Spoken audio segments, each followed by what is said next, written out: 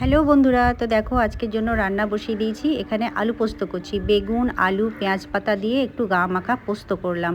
তো এটা খেতে কিন্তু দারুণ লাগে বন্ধুরা, পেঁয়াজ পাতা দিয়ে পোস্ত। আর এই দেখো পুঁটি মাছ, এগুলো কিন্তু বাড়ির মাছ, আমার শাশুড়ি মায়ের বাবার বাড়ি থেকে শাশুড়ি মায়ের ভাইপো দিয়ে গেল সকালবেলাতেই, বাড়ির টাটকা মাছ একদম। তো অর্ধেকটা আমি ভাজা ভাজা করব মুচমুচে করে, অর্ধেকটা তেঁতুল দিয়ে টক করব। ওইদিকে ভাতটাও বসিয়ে দিয়েছি, ভাতটা ফুটতে শুরু করেছে। আর দেখো এই মাছগুলো ভাজা হয়ে গেছে, আর বাকিগুলো তেঁতুল দিয়ে টক করব, তাই তেঁতুলটা ভিজিয়ে রেখেছি।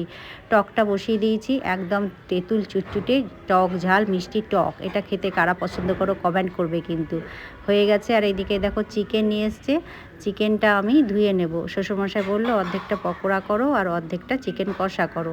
এদিকে ভাতটা হয়ে গেছে, ফেনা ঝরিয়ে নেব। আর এই দেখো চিকেন পকোড়ার জন্য আমি একটা ডিম, পেঁয়াজ কুচি, লঙ্কা কুচি, আদা রসুন পেস্ট, কর্নফ্লাওয়ার, ময়দা, চালের গুঁড়ো, লবণ সমস্ত কিছু দিয়েছি। তারপরে মাখিয়ে নিয়ে একটু লেবুর রসও দিয়েছিলাম, ম্যারিনেশন করে রেখে দিয়ে এই দেখো তেলটা গরম করতে বসিয়ে দিয়েছি, পকোড়াগুলো ভাজতে শুরু করেছি। আর অর্ধেকটা চিকেন এই দেখো কষা কষা করে করব একদম। তো রান্না তো আমার প্রায় শেষের দিকে হয়ে গেছে। তো এই দেখো এর মধ্যে হাজব্যান্ড গেছিলো বাজার, তো বাজার থেকে নিয়ে এসছে কৃষ্ণনগরের ওই যে ক্ষীর দই। তো দু ভাঁড় নিয়ে এসছে, আজকে এক ভাঁড় হবে, কালকে এক ভাঁড় আমি ফ্রিজে তুলে রাখবো। তো এই দইগুলো খেতে কিন্তু ভালোই লাগে। আর এই দেখো রান্নার মধ্যে ভাত নামিয়ে ফেলেছি, এখানে বিউলি কলাইয়ের ডাল হয়েছে।